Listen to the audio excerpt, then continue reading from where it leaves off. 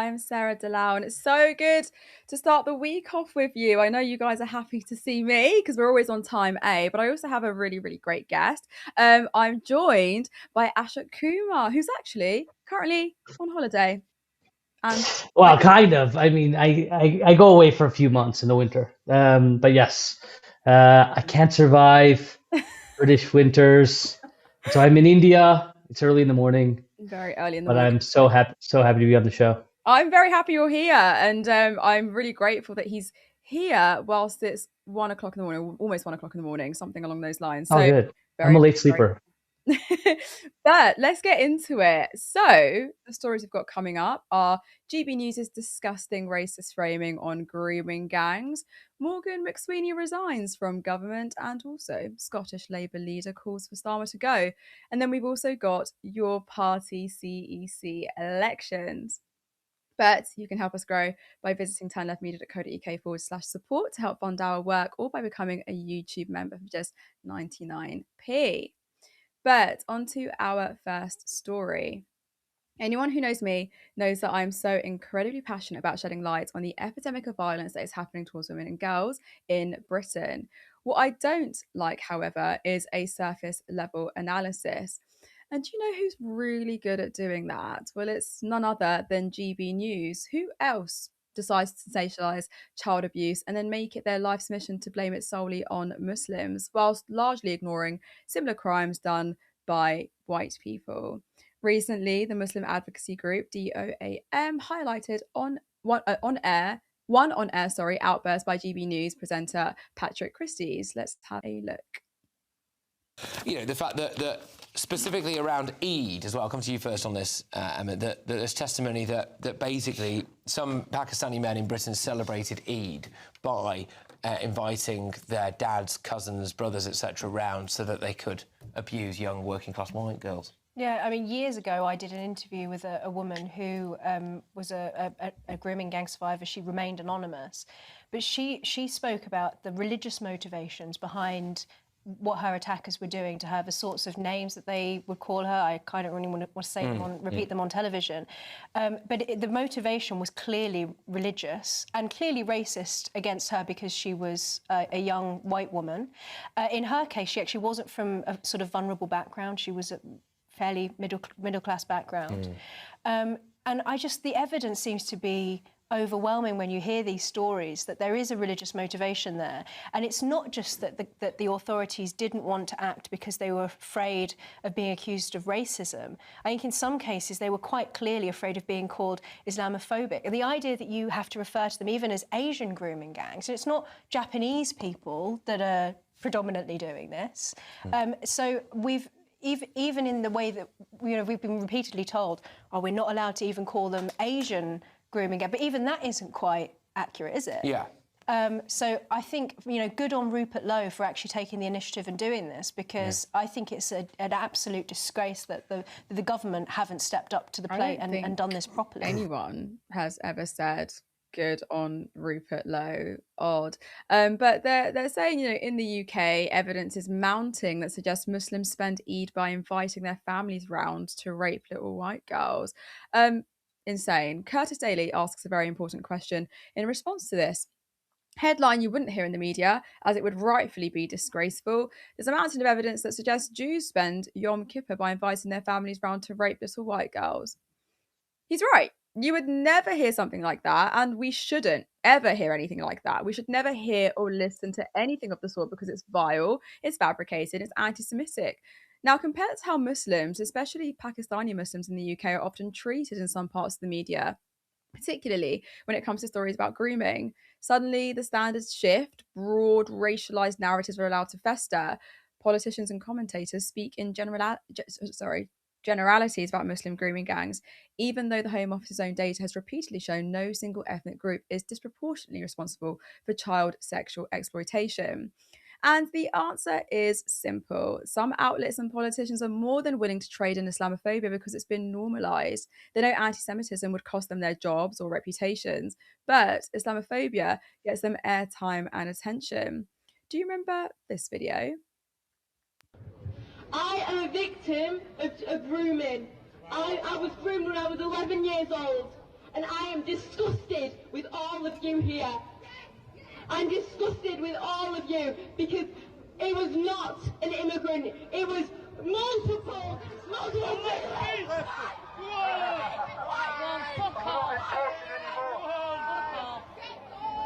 That was at the Protect the Women rally in Hull on the 28th of September last year, 2025. A young survivor of child sexual abuse was forcibly removed from the stage after revealing her abuses were white, not immigrants. The crowd's reaction laid bare the racist agenda that's at hand. Its only concern was blaming Muslims or foreigners.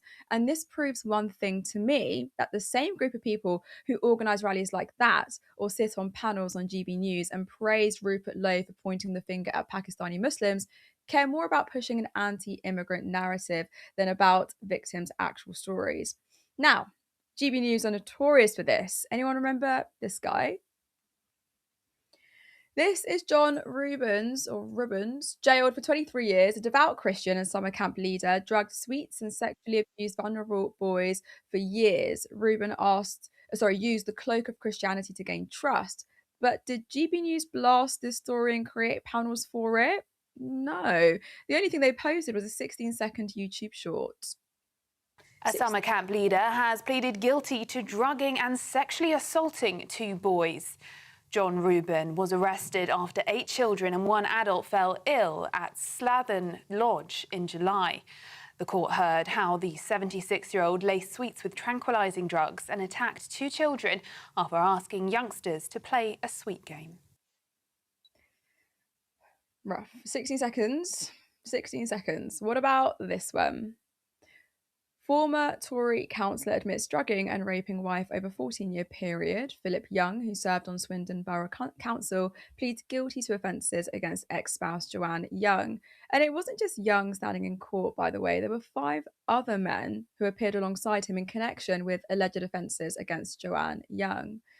A quick segment here in a YouTube short uploaded, and guess what? No mention of their race or religion. Seems very fitting, right? And GB News don't do it because they're too and GB News don't do it because they're too busy doing shit like this. Talking about Eid rapes, Rupert Lowe 600k grooming gang inquiry hears shock claims of quote-unquote Eid rapes and police cover-ups. Can we circle back to that woman who was sitting on that panel on GB News when she said that Rupert Lowe was doing great work, that Rupert Lowe's doing a good job? The same Rupert Lowe that struggles to get 2 sentences out without foaming at the mouth to bring it back to migrants. I'm sorry. I completely forgot this man was our saviour and our protection, the voice for women and girls in this country, especially when he says things like this. Why are you doing this? Why are you just trying to talk about Pakistani grooming gangs when there are 4 times, 8 times and 10 times as many white grooming gang suspects? Do you not think, Emily, there's an issue with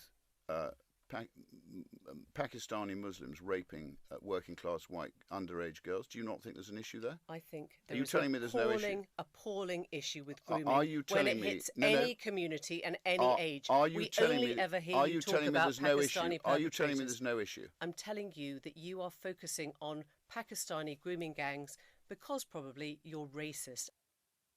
Oh, he's racist. You heard it here first. Does he ever listen to women like this, though? That's what I want to know.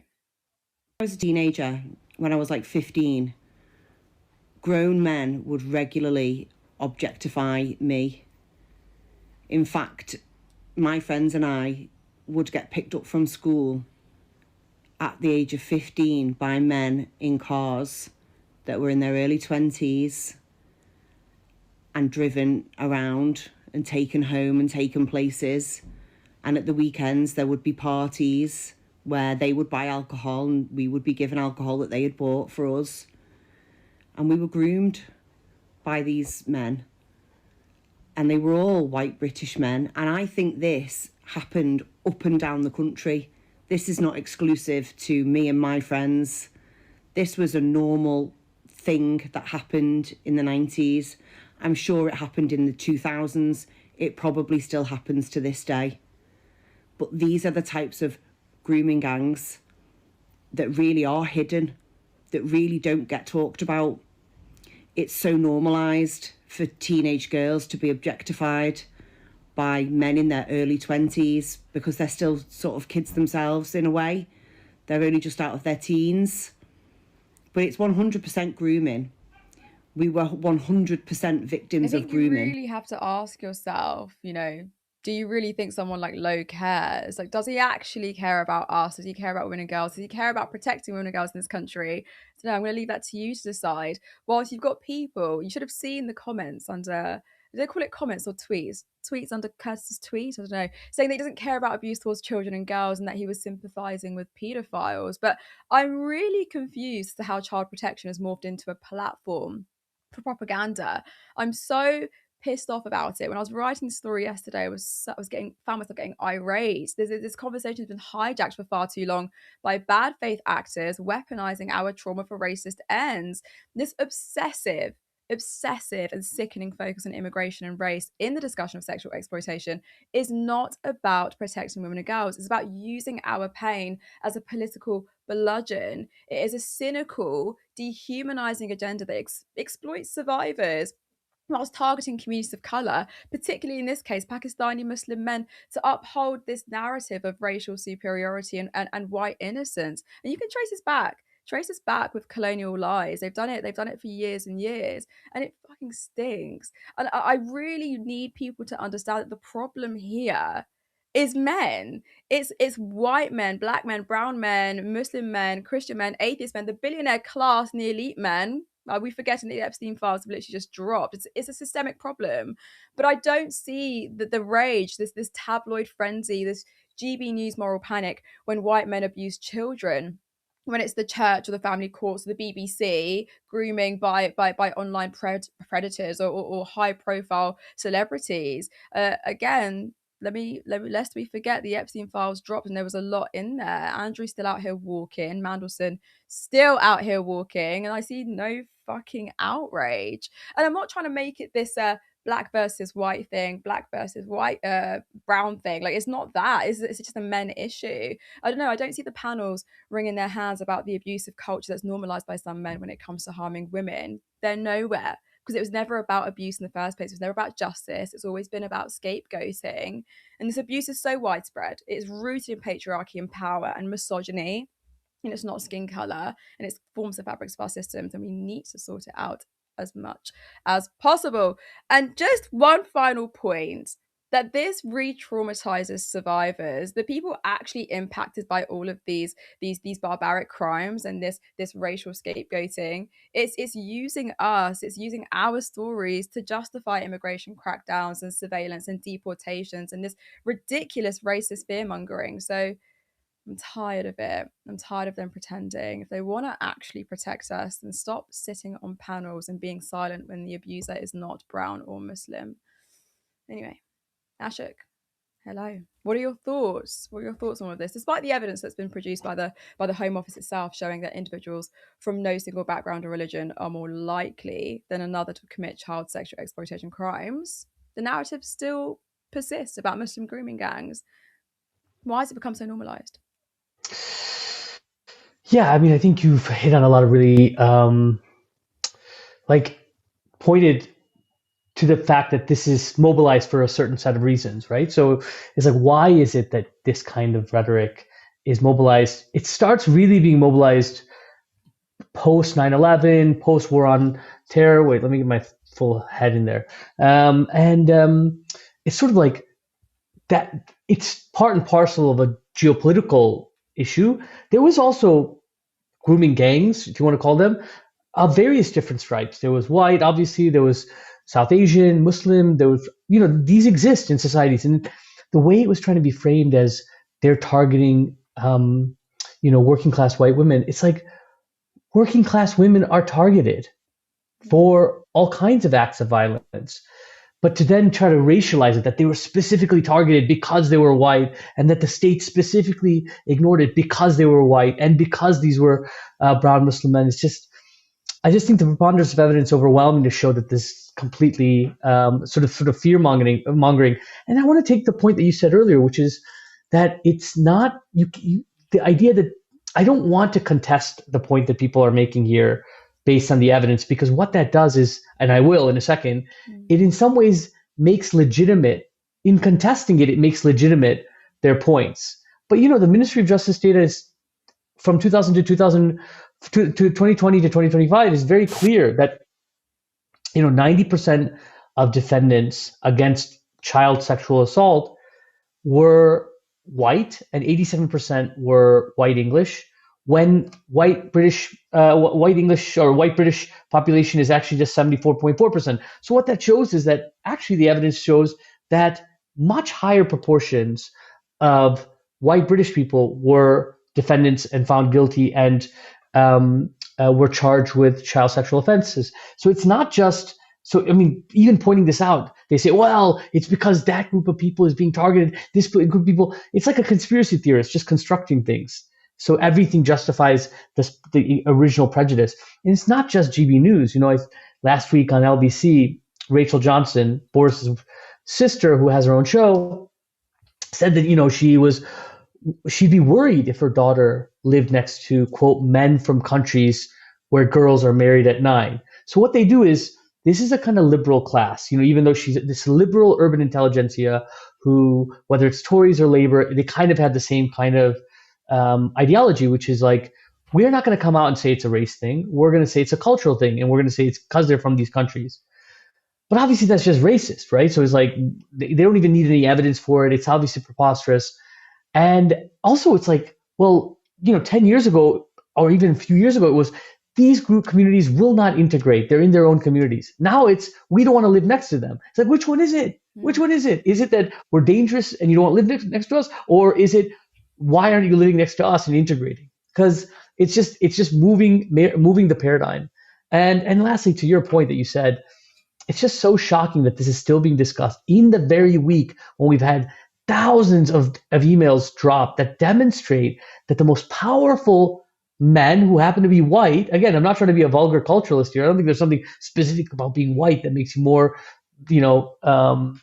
attuned to violence. But I think it's that you have here the most powerful white men in the world systematically targeting, and in some cases it's coming out potentially murdering girls. And the fascists just don't care. They haven't said a word. They haven't said a peep. And Tommy Robinson just today, we've had a flurry of tweets this whole day that have been breaking news, but he tweeted about it for the first time, and he said all he had to say for it is, well, I think Epstein was actually a Russian asset, which first of all is laughable because obviously he was a kind of mercenary, and if anything, he was an asset for Israel. But also, and clearly, Tommy Robinson is saying this because his handler from Israel sent him this, but it's just so obvious that this is a mechanism to maintain the existing power structure, divide the working class, blame migrants, and then maintain and insulate the power structure. And that's what you're seeing. None of these people, the same people that seem to care about working class white girls, all the people that were targeted were working class white girls, almost all of them. And they're not saying a peep. And so they've revealed themselves this week, but nobody's even talking about that. Really great points about insulating like the power structures. That's exactly what it is. And I think that's something that can be traced back for so long. I think what tends to be forgotten here is that victims come from different creeds, different colors, different classes. But the focus here on white working class girls, I think, completely overlooks the fact that they are victims. Of course they're victims, but they are victims alongside many victims who are victimized by these horrendous perpetrators that come from different creeds. But you're so right, it's true. Like, which one is it? Like, do you want people to integrate, or do you not want to live next to them? And I think what I notice more, so Crowborough at the moment is seeing a lot of flag posting and stuff, and Crowborough's not too far from me. So when you're thinking about all of these people who are so angry by these people who are coming into their towns, I'm like, but your towns aren't even that diverse. Like, you're scared of an unknown, of something that just hasn't even happened or touched your town. Try living in a city where you see much more diversity, and you might actually change your views on things and stop listening to GBBs. But who bloody knows? Who knows? Thanks, Ashok. That was really great. I'm going to go on to the second story because the second story is massive and I think there's so much more to unpack. I could spend a whole hour speaking about violence against women and girls, and I think it's one that's very noteworthy. But maybe I'll do that another time. I will do that another time. I think it's worth talking about for a lot more than 15 minutes. Second story, though, all about McSweeney and Starmer. Keir Starmer's days are numbered as his Chief of Staff Morgan McSweeney resigned yesterday, known to many as the Shadow Prime Minister and the brains of the entire Starmer project. Today, Scottish leader Anas Sarwar called on Keir Starmer to go. Starting with McSweeney, he said this in a statement. After careful reflection, I've decided to resign from the government. The decision to appoint Peter Mandelson was wrong. He has damaged our party, our country, and trust in politics itself. When asked, I advised the Prime Minister to make that appointment, and I take full responsibility for that advice. In public life, responsibility must be owned when it matters most, not just when it is most convenient. In the circumstances, the only honourable course is to step aside. This has not been an easy decision. Much has been written and said about me over the years, but my motivations have always been simple. I've worked every day to elect and support a government that puts the lives of ordinary people first and leads us to a better future for our great country. Only a Labour government will do that. I leave with pride in all we've achieved, mixed with regret at the circumstances of my departure. But I've always believed there are moments when you must accept your responsibility and step aside for the bigger cause. As I leave, I have two further reflections. Firstly, and most importantly, we must remember the women and girls whose lives were ruined by Jeffrey Epstein and whose voices went unheard for far too long. Secondly, while I did not oversee the due diligence and vetting process, I believe that process must now be fundamentally overhauled. This cannot simply be a gesture, but a safeguard for the future. I remain fully supportive of the Prime Minister. He is working every day to rebuild trust, restore standards, and serve the country. I will continue to back that mission in whatever way I can. It has been an honour of my life to serve. So much to unpack. But Starmer responded and said, it's been an honour working with McSweeney for many years. He turned our party around after one of its worst ever defeats and played a central role running our election campaign. It is largely thanks to his dedication, loyalty, and leadership that we won a landslide majority and have the chance to change the country. Oh, sorry, I've just seen something about Starmer telling Labour MPs I've won every fight I've ever been in, but we'll talk about that later as well. Having worked closely with Morgan in opposition and in government, I've seen every day his commitment to the Labour Party and to our country, our party, and I owe him a debt of gratitude and I thank him for his service. Sorry? Turned the party around after one of its worst ever defeats. You mean yours in comparison to Corbyn's, right? Starmer only won because the Tories lost. Let's not forget that. Anyway, McSweeney's resignation hasn't been met with much upset. You've got Carl Turner, Labour MP for East Hull, who tweeted, should think so, now let's move on. And another Labour MP told Sky News political reporter Ben Block that it should have been days ago. We're somehow able to mess up her resignation too. It's really embarrassing. But McSweeney still had his supporters chirping on Twitter. Can you hazard a guess who it might have been? If you guessed Luke Akehurst, I'm pretty impressed. This finalist guy tweeted, sorry to see this decision by Morgan. It's a very dignified statement and reflects the character of someone I know to be thoughtful and dedicated to Labour and the security and prosperity of the country. I think one of the biggest mysteries is how Akehurst has made it this far in politics, when he has the political foresight of a blind hamster and the likability of a head lice. But we move on. Before we recap McSweeney's tenure, a few hours before he resigned, Work and Pensions Secretary Pat McFadden said this on the BBC Sunday with Laura Koonsberg. David Blunkett, for example, in the last few minutes has told our colleagues on Radio 4 that to move on, the Prime Minister should move on his Chief of Staff, Morgan McSweeney. Would that be a way forward? Some people believe that's part of a solution for you. I see no point in that whatsoever. In fact, I think if the Prime Minister stays there, I don't think that would make any difference at all. And to call for changes of staff, I've seen this before. I don't think it makes a difference. I think the Prime Minister should continue with what he's doing. He's focused on the cost of living. He wants to deliver for the British people. We've had some signs of that nobody knows about because of the stories we've seen, but we've had better than expected growth. We've got NHS waiting lists falling. We've got the Governor of the Bank of England saying inflation will come down to target this year. Probably another interest rate cut this year. Own party, these things will feed through during the course of the year. Focusing on. Oh, sorry. I just froze. That millennial pause. I think, well, at least now we know Starmer didn't need to. Yeah, Morgan could do it on his own. And I think we can all say good riddance to McSweeney. But do you know what I think? I think Morgan should have never even been allowed the dignity of a resignation. Just my personal opinion. Because that is not a man of honour stepping aside, by the way. It's a fixer caught in a storm of his own making. Lest we forget, Morgan McSweeney didn't just advise Starmer, he built him from the illegal £730,000 campaign that took down Jeremy Corbyn to the corporate policy machine he set up behind closed doors. McSweeney was the shadowy architect of Labour's rightward lurch.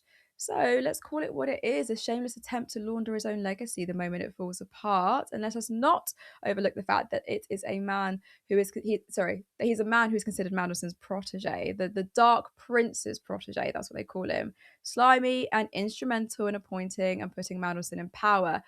But that being said, I don't even think that that's probably the worst thing that he's done. I really want to go into what he did to Corbyn in a second. But McSweeney's been consistently corrupt. McSweeney's first taste of electoral politics came in 2001 when his task was to input data into Peter Mandelson's renowned Excalibur computer, which stored so much information on how to campaign and coordinate and then eventually use this information against people if and when needed. And this is exactly what happened with Corbyn in 2017 when he lost the election, despite getting 40% of the vote and almost 13 million behind him, which, by the way, is way more than what Labour got when they won the election in 2024. McSweeney made it his mission to utterly purge the left of the party and take Corbyn down. In the book, Get In, the inside story of Labour under Starmer journalists Gabriel Pogrund and Patrick Maguire stated that the key weapon they alighted on was allegations of anti-Semitism. Labour Together aimed, McSweeney wrote in an early confidential strategy paper, to cultivate, quote-unquote, seemingly independent voices, generate and share content to build up a political narrative and challenge fake news and political extremism. But was any of that to Labour's benefit at all? The polls say otherwise.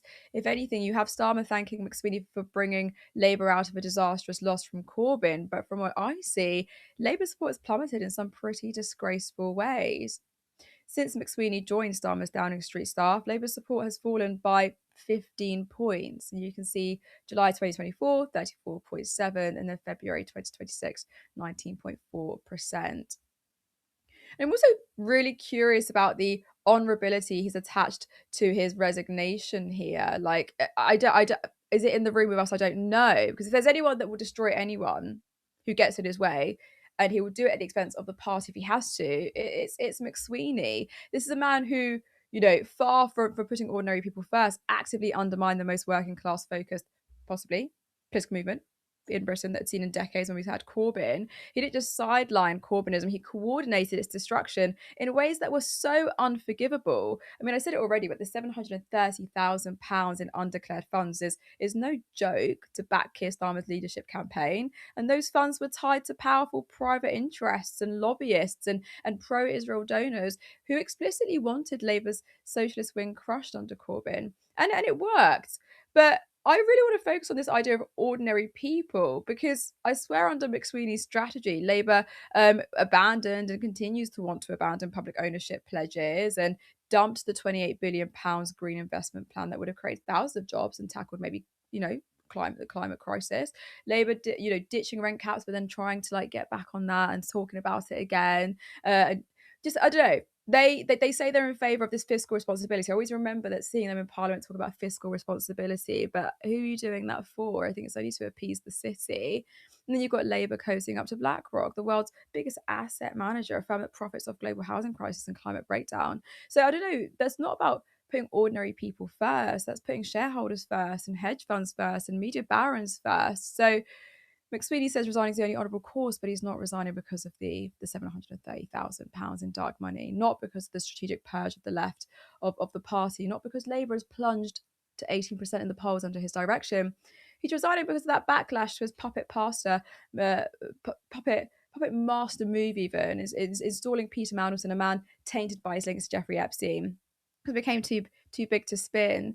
And I don't really see McSweeney, apologising for that decision until the moment it became a political liability, which means that his resignation is the most dishonourable thing that you could probably come across. Is complete damage control. So I think the chips are crumbling because another resignation has hit number 10. But it's this, impromptu. Oh, no, sorry. Let me read that. I don't feel like my script. Keir Starmer's director of communications has resigned. Tim Allen said, "I've decided to stand down to allow a new number 10 team to be built. I wish the PM and his team every success." Alex Wickham. But I think the thing that's kind of getting everyone's interest is this impromptu press conference called by the Scottish Labour leader, Anna Sarwar, that will be the final nail on the coffin. I have a genuine friendship with Keir Starmer. But my first priority and my first loyalty is to my country, Scotland.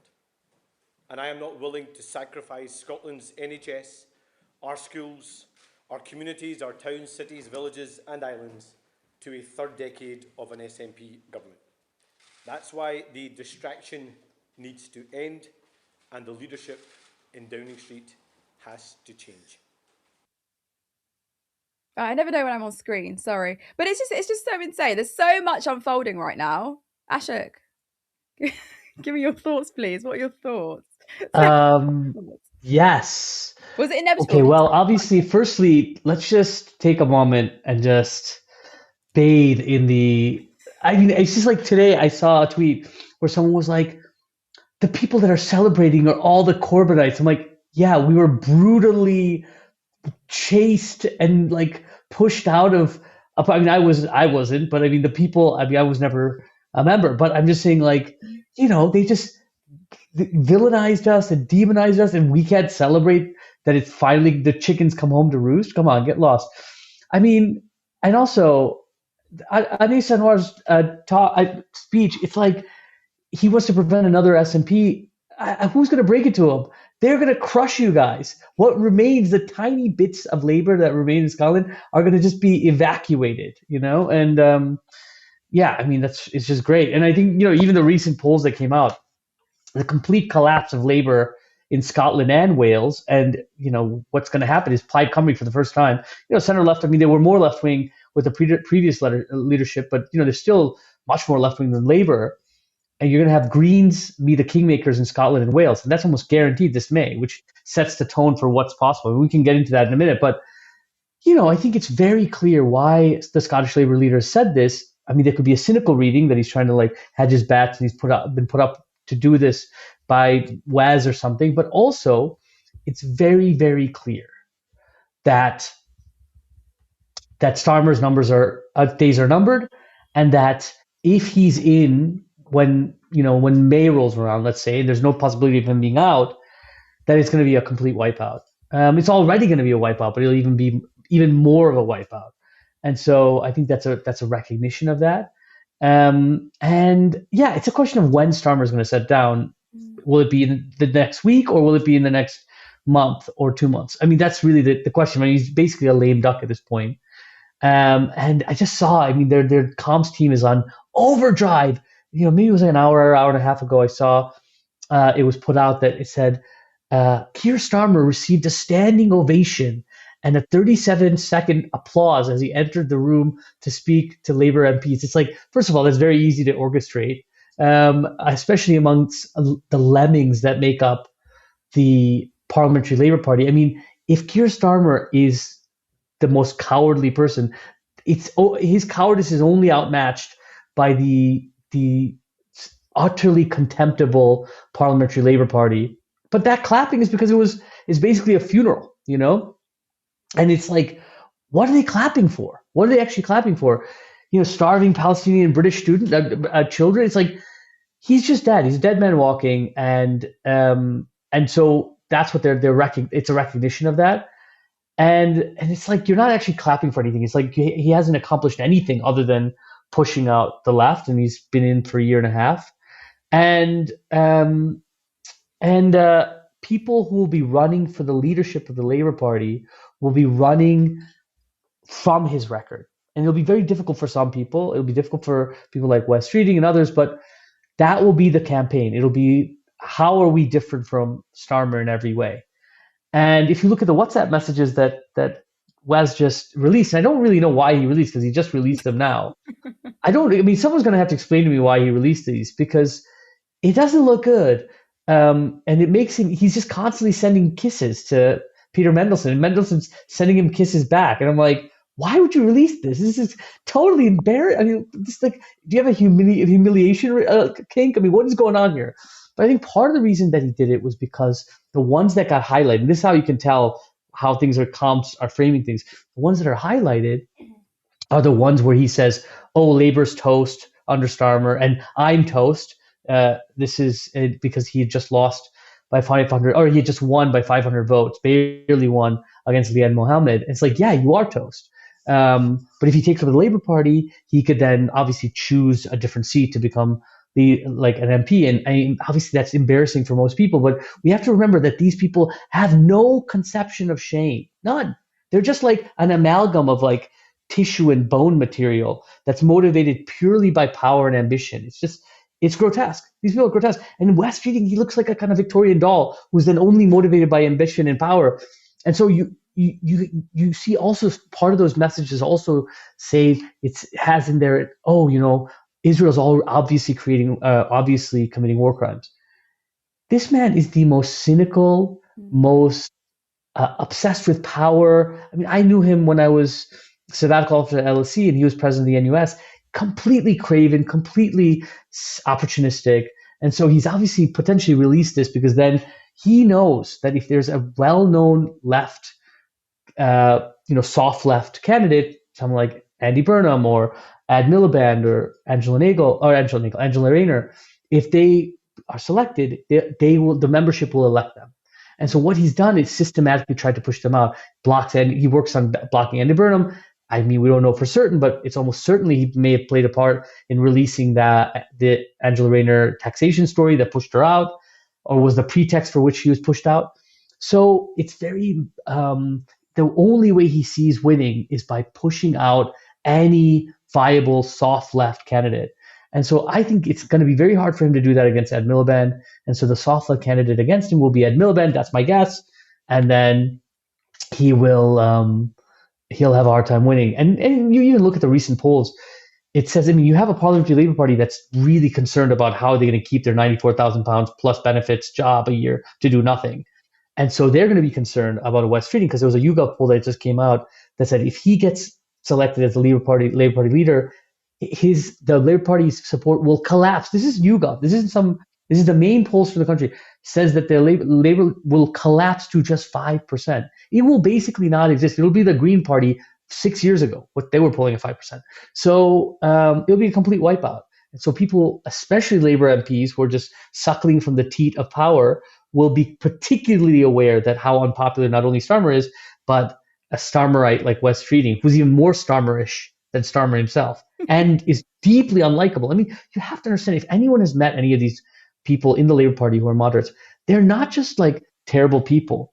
They're also deeply unlikable. So it's like the perfect, and also like soul-crushingly uncharismatic. So it's like, what is going on here? What are they offering? And they're offering nothing. So that's my take. That's my hot take. I think it's good. But I guess I just read something now. I mean, excellent analysis. But Starmer tells Labour MPs, "I've won every fight I've ever been in, as he vows to stay on as PM." Just say hypothetically he doesn't stay on as PM. Who would that benefit? We know it wouldn't benefit the Labour Party. I mean, the Labour Party's done out. They've shot themselves in the foot, regardless if he stays on, if he doesn't stay on. But say he doesn't stay on, who would that benefit? So if he leaves, okay, is that what you're saying? Yeah. Well, okay. So if he leaves, he's won every fight that he fought. I mean, what does that even mean? Like he was in the cabinet with Corbyn. I mean, like, he obviously didn't win that. Is that a fight? Unless he wasn't standing with Corbyn, in which case he did win, which then reveals his own cynicism. But I think it's okay. I think it's this, and I think we need to step back a little bit and think there's a contradiction here, right? We have to remember, obviously, Nigel Farage and like fascism is looming, or whatever you want to call it, something terrible is looming. With that in consideration, if this was a normal year, we would definitely not want someone from the soft left. Because what is the soft left? Andy Burnham voted for war in Libya, voted for war in Iraq, voted to triple fees, voted for every welfare cut. This guy isn't on the left. He's just not like ghoulish like Wes Streeting. So it's like, that's not good enough. But if you get a Wes Streeting in, you destroy the Labour Party for this generation, potentially, hopefully, inshallah, forever. But it's like, but then what the problem there becomes very hard to build up in those communities enough of a party like the Green Party, who will do really well. I mean, the same poll put the Green Party at having over 95 MPs with that, but it still means that we'll have to deal with the question of reform. So a more pragmatic position would be maybe someone like an Ed Miliband, who still does really terribly, but is able to, we are able to get some kind of electoral agreement with, so they keep 50 seats or 60 seats or something. The Greens keep a bunch of seats, and they don't necessarily, in key seats, don't necessarily compete against them. This is the contradiction. So it's like, if you get an Ed Miliband, and they're also still in power, the Labour Party is not going to call an early election. Why would they? That would be insane. Right. So they're going to be in power for at least another 3 years. In those 3 years, if you have someone like Ed Miliband, and again, I'm not some Miliband guy, but if there's anyone who's demonstrated any courage, even a modicum of courage, and obviously, if you take the entire PLP, the entire Parliamentary Labour Party, and you dissected them, you could not reconstruct a single spine. I can guarantee you that. So in that, even with that, if you look at Miliband, he has stood his ground when it comes to, of course, with Rosebank, the oil field, that didn't fall, but he has stood his ground on no new oil and gas. So if anyone has anything that they can take credit for, it's someone like Ed Miliband. So if he runs, he wins. He will win almost certainly if he gets on the ballot. And if he's like the left candidate, it certainly should be Angela Rayner. I mean, she has demonstrated utter spinelessness, and she's terrible in every way. But I think if that happens, of course, it means a weaker left.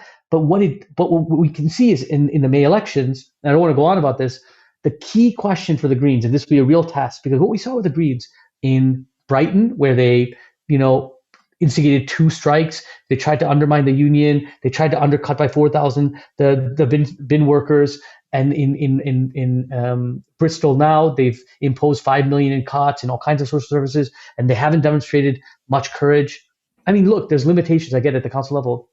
What Wales and Scotland affords the Greens is the ability to demonstrate that they're able to go into coalition and win actual policy gains, win rent. So the demands have to be, when they go into coalition with Plaid Cymru in Wales, which they're slated to do, and Scotland, with the SNP, is that they will rent controls, there's no new oil and gas, renationalize energy, expand nationalization program, and free buses, like these kind of bread and butter issues that they have the power to do there, that demonstrates to the electorate across the country by 2029 that they will do these policies nationally. And then it allows us to not have that whole, Tories on a bike thing that came out of Brighton, and actually have a new path. That's my take on that bit.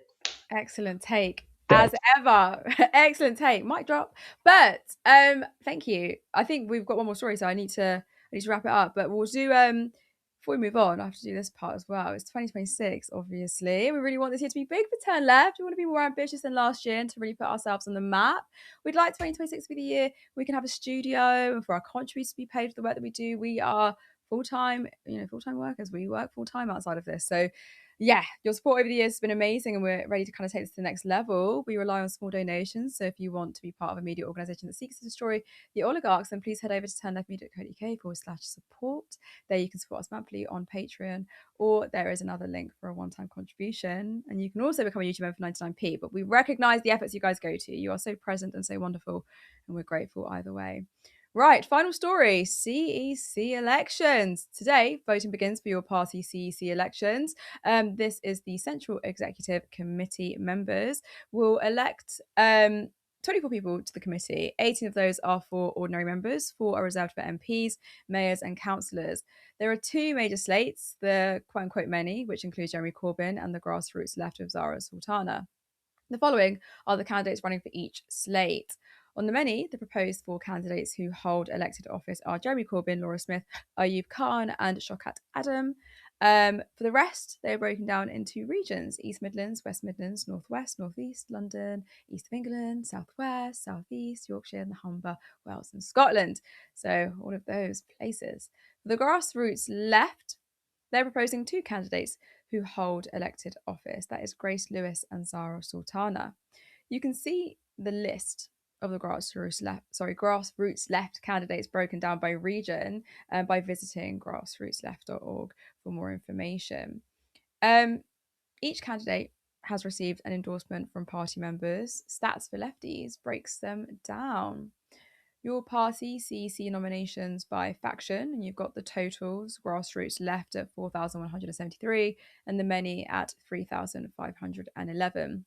52 independents received a collective total of 5,191 nominations, with Sam Gorst, 247, top of the list.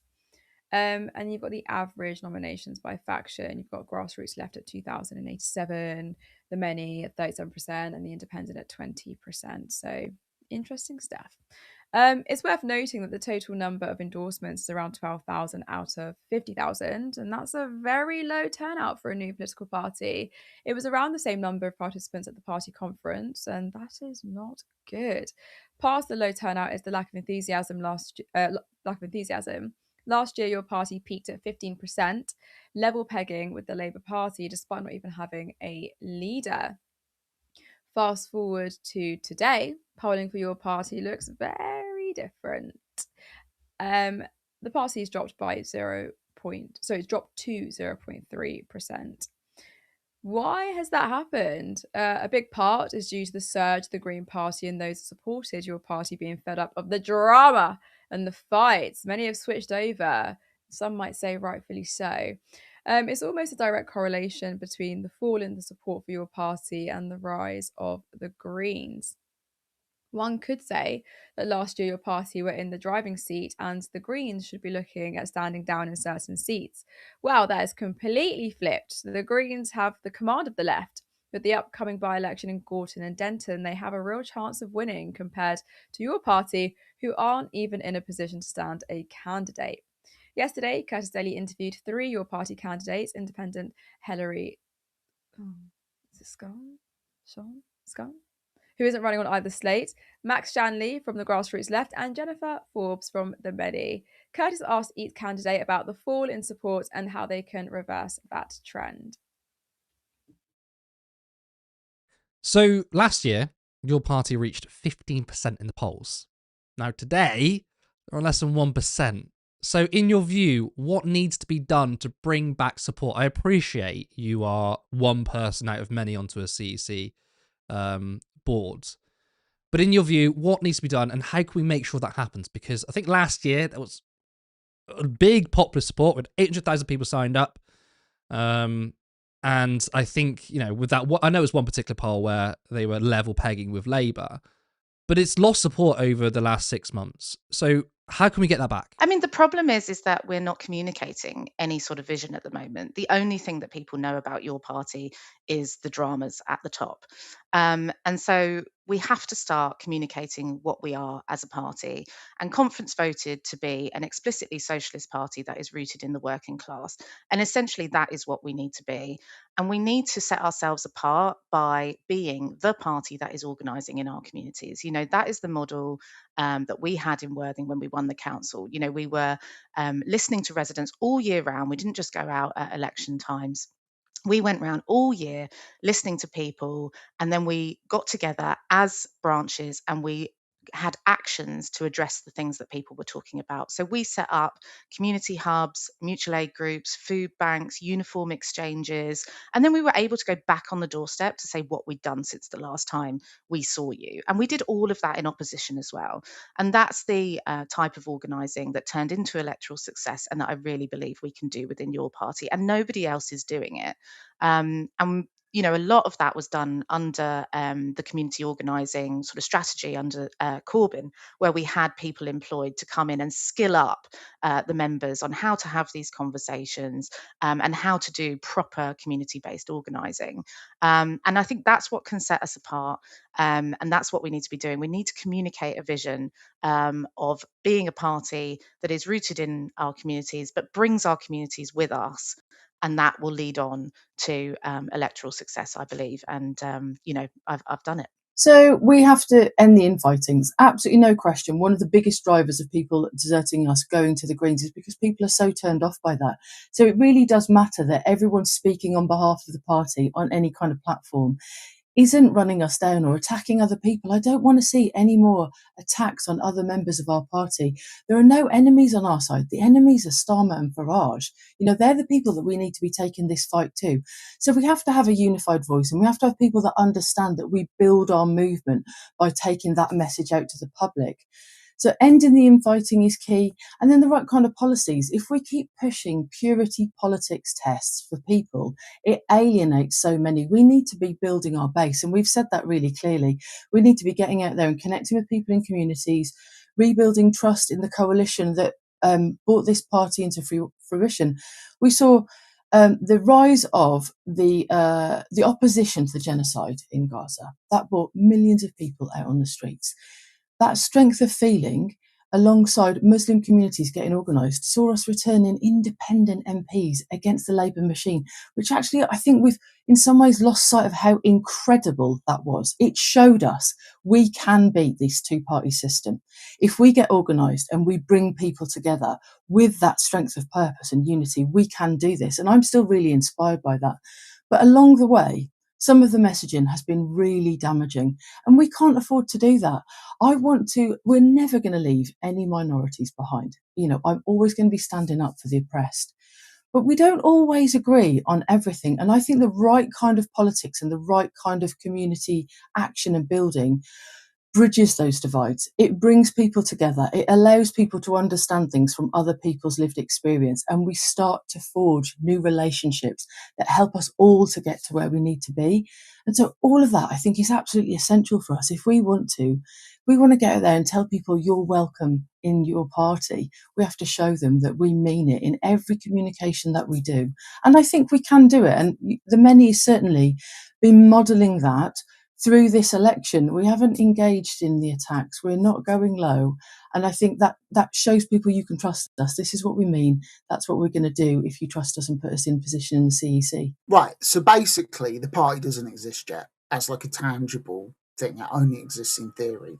Most people don't see our party out there. They only read about it in the newspapers. It exists as a kind of abstract entity. So we need to actually get to work organising our party and building the necessary infrastructure that we need to be an actually existing organisation. That means organising branches straight away. That means regularising or legalising the so-called proto-branches, which, let's face it, they're not proto-branches, they're branches, right? They're the only democratically formed legitimate forums through which party members currently organise collectively. We need to adopt some kind of interim programme because the party does not have a single policy at present.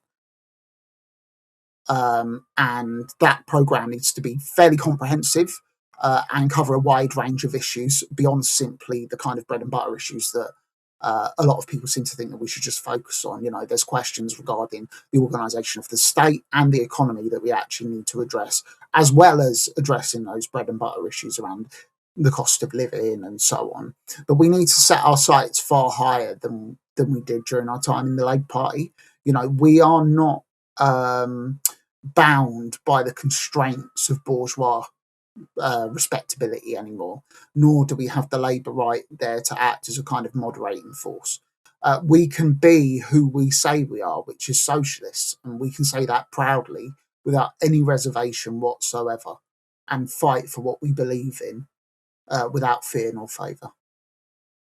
Views are available now on our page. But let me go straight to Ashok. Ashok, your party are holding a vote on crucial positions within the party, but do people even care anymore?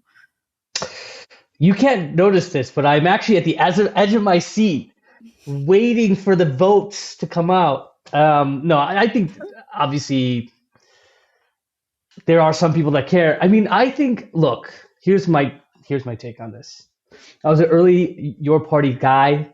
I was just saying in the break that like when this poll came out, 15%, I was doing most of the press stuff on that, and I was just like, I was in it. I was like ready. There was meetings happening, and then there was always the criticism of Corbyn's advisors. Like I think, unfortunately, Jeremy really sacrificed his mind and body when he was in office. I couldn't have survived that.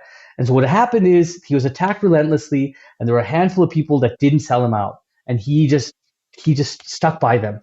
He just stuck by them, and those people were deeply, unfortunately, cynical and very opportunistic, and they are just not very good. And they sort of surrounded Your Party central, and they destroyed it. I think them, and I think Zara miscalculated and also destroyed it. But let's just imagine for a second. I don't think it's fully destroyed. Obviously, they do still have whatever 50,000 dues paying members. That's not nothing.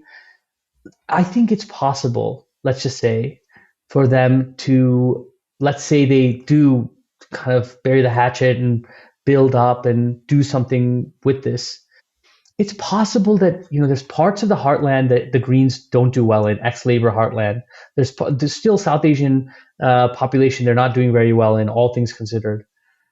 It's those places where like the independents, the 5 independents, 4 independents, 1, that they could expand, and the Greens wouldn't run in those areas, for example. So there are gains to be made where you have a party that represents these heartlands and represents South Asians, represents people who come from the Corbyn camp, who then are able to negotiate, say, 12, 13, 14 seats, maybe 8 of them where there's Muslim majorities or high South Asian Muslim populations, and so then you can gain those seats there, and then Your Party or whatever iteration it is refuses to run in all of these other seats, and they back the Greens. And so in something like that, I think there is still a real benefit where areas that the Greens can't make inroads and where Your Party has a kind of structural advantage.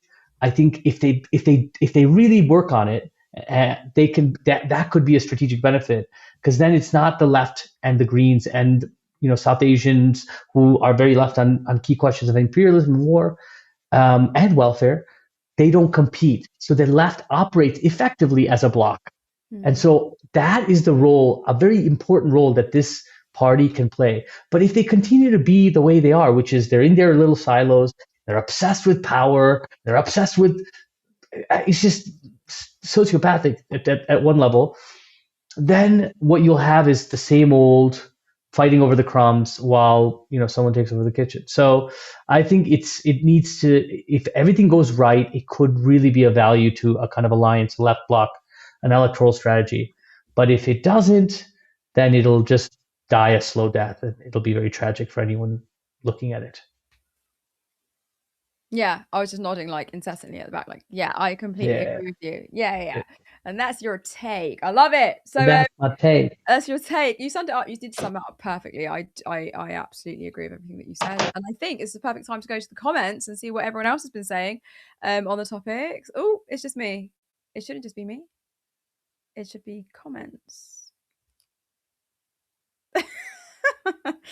Oh, I'm just gonna awkwardly look at the screen. I've been doing a lot of millennial. Oh, I'm back on screen. Okay, yeah. Sorry, yes, sorry, that was me sorting something out in the background. No, I was just hanging like this, and then I was like, oh, hello. Oh no, hey. I'm on camera. Oh my god, I'm not. Thank God, because I look like shit. Okay, I'm assuming that everybody in the comments can hear me. It's Ben McLean, of course, in the background, doing some of the producing. Which is why everything was a bit slow and I was struggling to keep up. That's why, because it's me and not Curtis. So let's have a look first of all at some of the gifts and super chats, that sort of thing. So Michael kindly gifted a Turn Left membership. We really appreciate you, Michael. Thank you so much. And the FPL Grandmaster, great name, received the membership gifted by Michael. So welcome to the team. And Bungle and George 808 said the politicisation of child abuse, it's sickening. Of course, that's in reference to the first story, the GB News story. Yeah, absolutely. I don't think we need to expand on that particular point. We can go to some of the other comments. So should we do the stories in order? So let's go through some of the comments in order. So Jim Speak said of the first story, protect our woman, as the phrase goes. And Edward Sexby made what I thought was a really good point, which is this is exactly what used to be said about Jewish people in the early 20th century. The Russian Jewish madam trading in and grooming gang, grooming British non-Jewish girls was a stereotype. I can also say with some confidence that Julius Streicher, who was one of Hitler's inner circle, he was the editor and creator, I think, of Der Stürmer magazine, regularly painted this picture of Jewish girls, Jewish men raping, Aryan quote unquote German girls, and the historian Richard Evans describes it as vaguely pornographic, and there is something I think about it that's I'm sure there's many parallels. Are there any other sort of parallels that you guys can think of historically that with this, or maybe even in present day? Well, I think I pointed to it briefly earlier, but the colonial lies that they would do when they were invading, parts of Africa and stuff, by painting that the black body is this barbaric savage. They even used to say, and I think this is now made into a bit of a laugh now, but that women's bodies were built a certain type of way because they were sexually deviant, and that black men's bodies were built a certain type of way because they were sexual predators, and they would point towards their genitalia and say that's why they are built like that, because they're savages. So these things have happened quite a lot when trying to paint perpetrators in a certain type of light. And yeah, I don't know, I think it's something worth pointing that out when we think about the racialization of perpetrators and why they're always depicted as barbaric savages. Yeah, I think Sarah's point is totally accurate. I mean, if you read Gayatri Spivak's essay, very dense essay from 1986, Why the Subaltern Can Speak, she has a whole section on there talking about the justification for the British colonialism in India. It was this idea of white men saving brown women from brown men, and they used the idea of sati, where it was a despicable but very rarely used tradition, or where when the men died, women would jump on their wives would jump on the funeral pyre, and that was used as a way to justify colonialism. And you see this happen with Afghanistan, where you have this idea that there's these barbaric men and the women need to be saved, and then you have ideas around black barbarity in the antebellum South, where you have to save women's purity, because black men are always predatory. So it's this is nothing new. This is just part of a long history of dehumanization and control. Absolutely. How it's pointed more towards, I don't know, because now maybe because they do consistently say that it's a cultural thing, that it's their culture, that Islam is incompatible with the West and all this sort of stuff, and I don't know, the framing of it all, I think, has shifted slightly, that it's no longer about explicitly saying black and brown bodies, but more just about what these black and brown bodies embody. So if we're addressing the cultural side of it, obviously GB News linked it to Eid because some sexual assaults took place on Eid, and Lewis Aaron, one of our contributors, made the really good point when we were discussing this story, sort of in pre-planning, that Elon Musk asked to go to Jeffrey Epstein's house at 6 o'clock on Christmas morning, and no one is out there saying Christians celebrate Christmas by, or white Europeans celebrate Christmas by organising rapes of little girls. If that's what was going on there, got to be careful. If that's what was going on there, the implication that many people will take away from that is potentially connecting Christmas to the rape and paedophilia in the Epstein files. But of course, that would be a ridiculous thing to do. We recognise it when it comes to Christians. We don't recognise it when it comes to Muslims. I did want to say that Becca was very glad that Sarah was on tonight, because she really feels that Sarah gets the trust on this subject, and that's great. absolutely lovely to hear. That's super lovely. Thank you. Yes. Flow Snake said, we need to say, why are these people trying to distract from the Epstein scandal and keep driving that point? I did also want to give a voice particularly to another one of our contributors who commented. Nofel is in the comments and said, as a Pakistani, it's particularly infuriating because there are Pakistani victims within our own communities that get forgotten because of this colonial narrative of the male savage. And it's so historically linked to what you guys were talking about.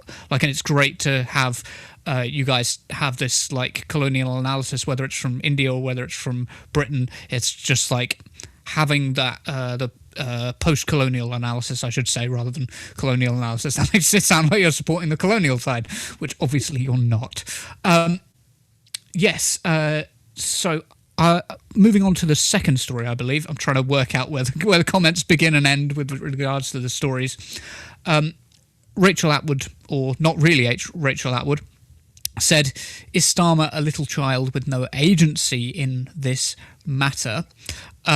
I'll go through some of the other comments. There's a particular couple I'd like you to respond to, actually, because I think they're quite interesting. Michael said, Labour are hated, Keith is hated, their policies are generally hated. Thanks, McSweeney, which is actually a pretty good summary of what McSweeney has done to the party. This was one that I wanted you guys to respond to. So Keith Prince said, it's been suggested that if Starmer goes, this could damage reform on the logic that some of their support comes from hatred of Starmer. Do we think this is true? I don't. I think Starmer's just the face, right? I think he's just the face. I think they just hate the Labour Party. I don't think there would be, because the same sort of people that I think probably don't like Starmer and don't like Labour would be the same sort of people that probably would think that, you know, they put Jeremy Corbyn and Starmer in the same category as communists. Like that's their logic. I don't know if it's Starmer per se. I think they feel very disgruntled, but I don't know. I think they just hate the Labour Party. I don't know. What do you think, Ashok? I don't know if I can even answer that. Okay, I think I might have a slightly different analysis on some of the points you said, Sarah. I think it's like, okay, I actually think an actual left-wing party, and this might be controversial, is that the left and right don't run in this continuum, and that, you know, the right is here and the left's here. I think it's more complicated than that, and that somehow, you know, the centrists are in the center. Because if that were the case, you'd have people, or, you know, people leaving the Central Labour Party to join, like they are with the Tories, right? It doesn't. The Tories are really leaving for reform because they moved to the right already. So I think that actually you have people, a lot of obviously reform voters are reactionary and unwinnable, and also petit bourgeois and they have different class interests. But there's a lot of them who just are getting screwed over. They're getting fucked every day. They don't have any power and agency in their life. And the people that they can attack, the easiest thing that they can attack are, okay, it must be the migrants. That we know that's what is. If we demonstrate that it's not poor people, or it's not poor immigrants, but it's actually the ruling class, in many ways, and we demonstrate that through forms of welfare, you won't win all of them, but you will win a sufficient proportion of them. The problem is Starmer stepping down. It's about who takes their place. If it's Angela Rayner, to be fair, Angela Rayner, when she was in the cabinet, she did do a number of housing policies around right to buy, to reduce right to buy and move it to what it was under. She's not complete. She wasn't completely incompetent and politically vacuous. But I think that it's not down to just karma. I mean, obviously, Starmer himself is deeply, deeply detestable. He's like a completely, you know, he's a kind of reptilian person that he's just like implicitly detestable and people don't like him, of course. But I think the idea that there will be reform voters that vote for just an empty shell of a party, or certainly vote for Wes Streeting. I mean, Wes Streeting, he's actually might be more unlikable than Starmer, which is like pretty shocking, because I don't know how that's possible, but it is, because he comes across as this kind of zombified, plastic, googly-eyed man. You know, he doesn't come across as like someone you'd want to like hang out with and whatever. And it's not his fault. I mean, maybe that's not his fault. He just comes across as a kind of robotic, plastic man. And it's like you want someone. I'm not talking about the way he looks. He's just like he's just, the polls demonstrate this. He's just not very liked. So if it's someone, I mean, I think their only hope really was Andy Burnham. I don't really even like Andy Burnham, but he comes across as down to earth, personable, not completely dishonest, and he has, and he's politically strategic.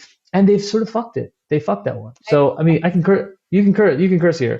No, you're so bloody right. Because I think if Andy Burnham, if he was in Starmer's position right now, I think he wouldn't be as detested. I would agree with that. So yeah, I actually I would agree. And I think Streeting is probably even more insufferable than Starmer, which, like you said, says a lot because Starmer is already quite insufferable.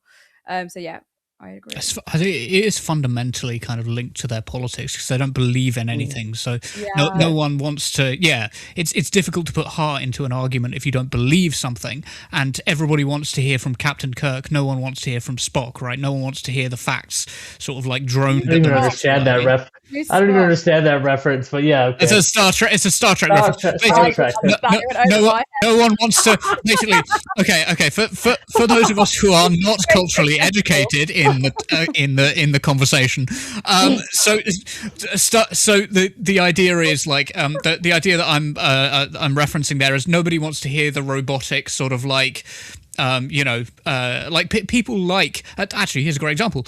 People like Zoran Mamdani, not because he's saying anything new, but because he's saying it with heart. He's staying on message, doing loads of things great, but saying it with heart is like that really is everything. People have to believe the heart of what you're saying. And funnily enough, linking back to Ashok's point, MAGA for Mamdani, right? That is a thing, MAGA for Mamdani. People do not exist on this immovable political spectrum where you can't, where you can't sort of win them over. But you actually have to believe in the things that you're advocating for. I think that's a big kind of part of it. You do. Stop with the U-turns, facts. I think it's literally. I mean, if I can say to back this up really quickly, after the devastation of December 12th, 13th, or whatever, 2019, when Corbyn lost, what you saw was when I was campaigning in 2017, you saw this kind of merger. You saw obviously he won lots of people who wouldn't traditionally vote for him, but voting for reform for a lot of people is a form of what Eric Hobsbawm calls collective bargaining by right. You're saying, you know what? We're getting fucked. Fuck you. The establishment tells us not to vote for this. We'll vote for him. Same thing with Trump, right? I'm not saying everyone, but I'm saying the thing is, okay, if you're like in an unemployment queue, if you're like, let's say you're a white man in an unemployment queue, right? And let's say it's an actual queue, and like the welfare state is gone, and all of a sudden sort of like this fascist appears, just like a demon appears, and he says, you know what? I'll get rid of half the people in this queue, and you'll get to the front. I'll send them back to where they're from. And that guy doesn't have to be a fascist to say, you know what, maybe I can, that's real. That's real. We don't agree with it, but it's real. The liberal shows up and says, oh my God, you're a racist and we'll keep everything the same and we won't build a welfare state and the rich can stay rich and you got to just shut up and take it or you're a racist or you're an extremist. That's ideology. That's pure ideology. And the point of the left is to say, no, we don't fight over the crumbs. We're taking over the kitchen. We're going to attack the ruling class. That's also real. So what we're dealing with is people who want something real. And so right after that we lost, my parents live in Virginia. I went and knocked on doors for Bernie Sanders, and obviously with that loss as well. And when I was knocking randomly, I would knock on doors of Trump supporters, and they would come out and say, I'd talk to them, and they'd be so sympathetic to Bernie in a way that like Amy Klobuchar or Pete Buttigieg supporters just weren't. And so what that tells us is actually we have much more in common actually with a lot of people who might intuitively feel like voting for the right, but aren't like party apparatchiks or something. We do. I used to say this all the time when I was really, really active on social media. I was like, if I wrote all the things I wanted changed in this country, and you wrote all the things you want to change in this country, someone who it was on the right, we would agree on most things. We do agree on most things. But it is just they use a very, very evident scapegoat, and I don't think that I do that or we do that, to be honest. So yeah. Without an eye on who owns the casino, it's and what the tricks of the casino are, it's really easy to fall for the scam of the casino, right? And without an eye on an analysis of power, it's really easy to fall for the tricks of those in power. Speaking of people who fall easily for the tricks of those in power, Eric the Red said, it was James O'Brien still going on about the Corbyn cult, needs to let it go or perhaps see his therapist again. And that was from Twitch. Lovely to see a comment from Twitch, by the way. I did want to add as well, James O'Brien earlier said, I hate to admit it, but Keir Starmer might not be the best Prime Minister. And it's like, Jesus Christ, Jesus fucking Christ. It's like the wrongest man in politics. Like, he's always correct, like 3-4 years too late. Like, that is James O'Brien's whole thing. It's so irritating. Did you guys want to say anything on James O'Brien, rag on James O'Brien for a minute? We always love that. I don't like James O'Brien, but no. Yeah, I mean, he's just so boring. Like, why do people still listen to the things he has to say? He doesn't say anything of value. Anyway, to each their because own. he does the thing where he's like, the caller comes in and he goes like, is that right? Yeah. Is it what you did? And then he like focus on one little thing that they said, obviously, and then like goes, oh my God, you said this, but you said that. And then like to some pompous person who's like, you know, the kind of person who's a James O'Brien listener, like he's just like, yeah, you know, like he's just like he's a guy who's got like an EU flag on in his window, like that kind of guy. He just loves that shit. He's like, yeah, he really speaks for me. But like, there's a proportion. There's something for everyone, and he's for those people. But obviously, they're insufferable. They are. I think there's also like just a real what's the term, drought of anyone even vaguely left wing, and we know that the public are like quite left wing or have quite progressive values. So when you've got a radio that's like 95% people who are like really right wing, anyone who's like even vaguely to the center is like somebody people will sort of gravitate to, and I feel like that is part of James O'Brien's pull. But the problem is he's just kind of really shit at analysing these things. He's just not very good at it, which causes obviously a lot of problems. I hope you don't mind we're going on a bit, but I do want to go through some more of the comments. I wanted to point this out because I thought it was quite an interesting point to discuss. If something awkward happened to Farage, i.e. Farage passes away or can't continue as leader for any reason, they'll beg Rupert Lowe to come back to reform Dubai Limited and be their supreme dear leader. Now, I wanted to slightly twist this comment because I think this is correct, but I also wanted to add that I think the Greens might have this weakness if they're not careful and might rally too much around Zach Polanski, become too dependent upon Zach Polanski. Obviously, I'm not comparing their sort of, you know, I don't think that the Greens treat treat Zach Polanski like the dear supreme dear leader, but you have to have other figureheads who can potentially be future leaders. And I feel like the Greens might be becoming a bit too dependent on Zach Polanski in his first 6 months. What do you guys think of that comparison? Am I being unfair? No, I think it's a really great point.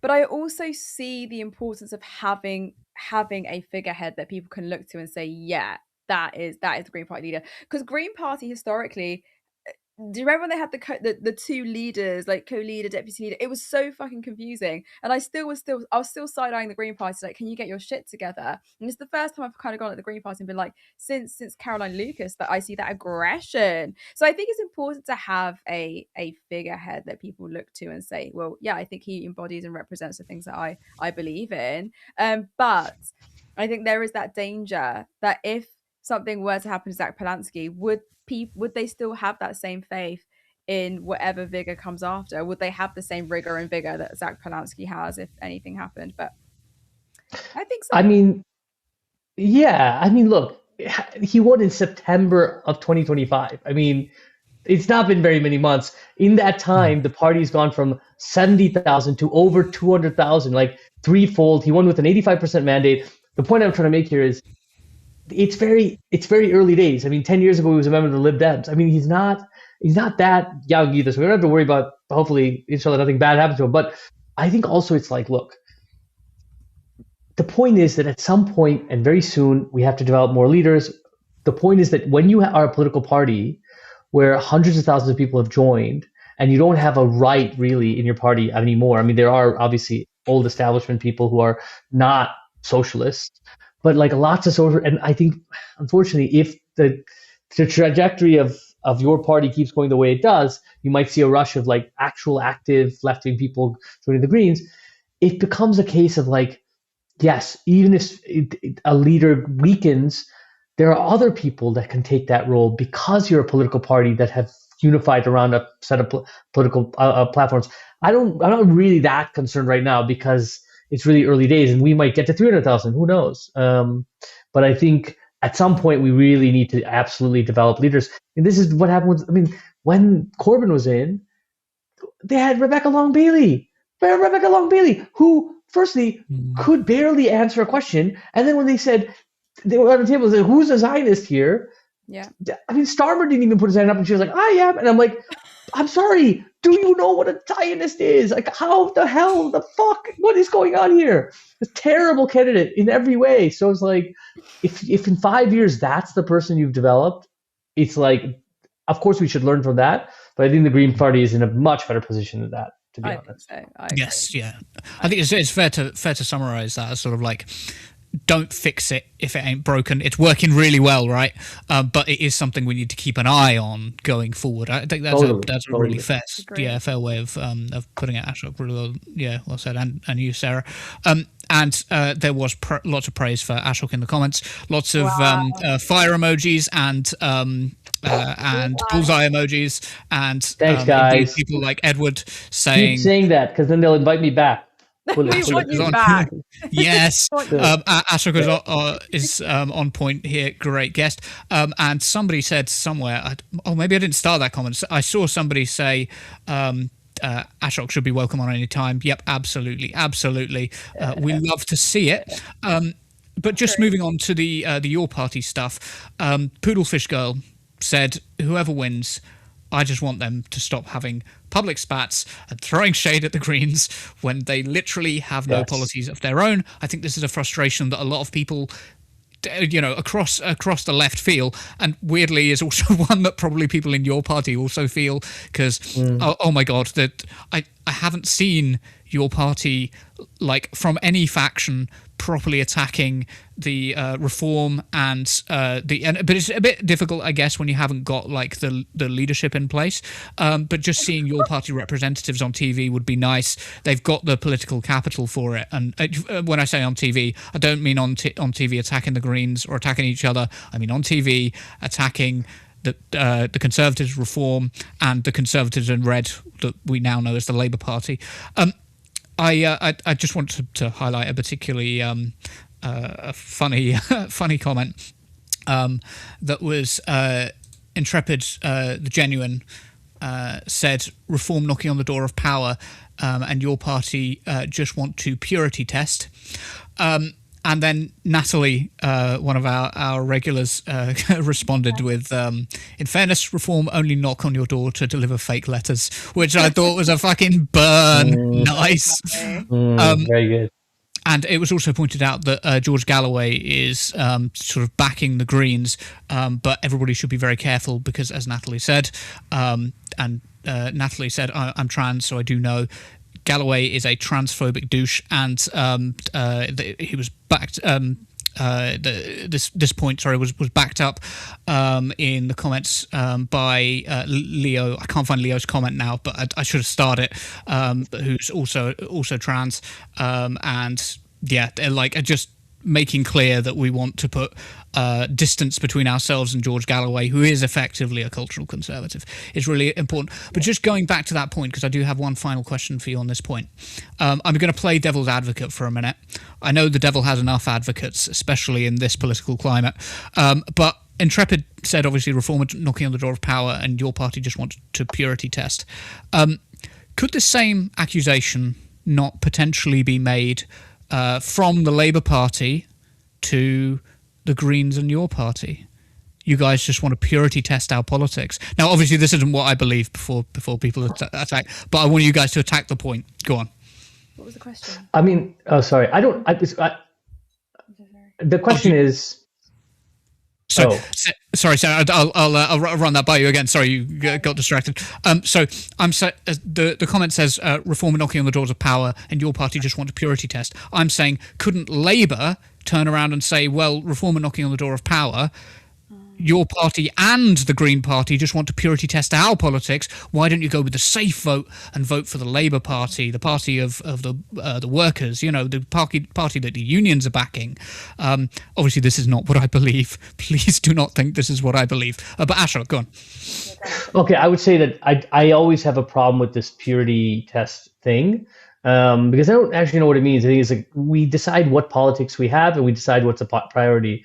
It's like most people in the country don't support, I mean, proportionally don't support reform, and their politics don't align with that. But they hate the Labour Party. They're a detestable party that's done nothing but cause misery for people here and abroad. So it becomes a very hard argument to make. And I think most people, again, it's just not, it's not sticking. The polls don't show that, right? It doesn't demonstrate that. I know you're playing devil's advocate, but I'm pushing back on that even still. But I would say on the earlier point about, and this goes to the purity of politics question, and it's not, I don't think it is purity politics to say that, to be critical of George Galloway and Workers' Party for their positions on things. But I do think we have to acknowledge, problems notwithstanding, we have to acknowledge that the Workers' Party and the Greens in that constituency in the last election got nearly the same number of votes as a proportion of the electorate. And George Galloway put their ego aside, and 30% of that constituency, nearly 30%, is South Asian Muslim.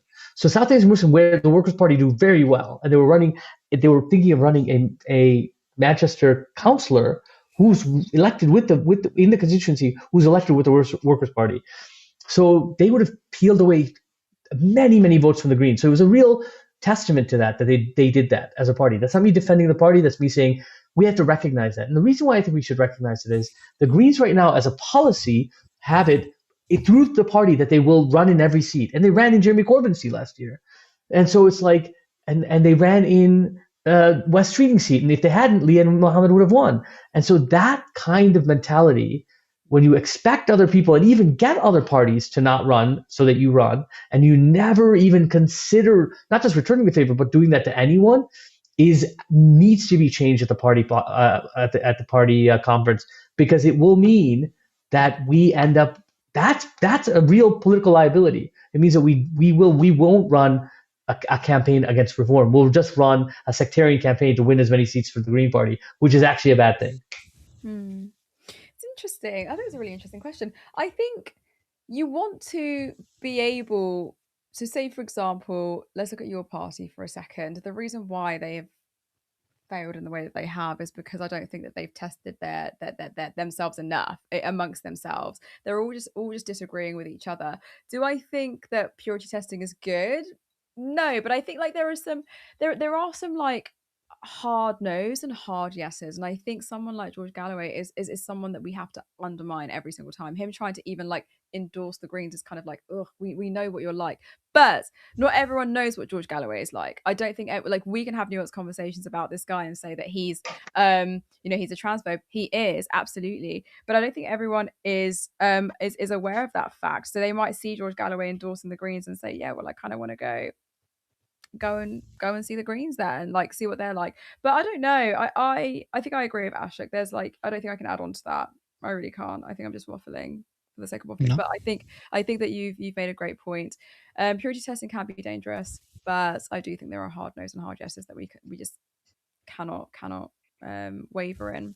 So it's very rarely, on here do we say anything that people on other platforms like aren't saying.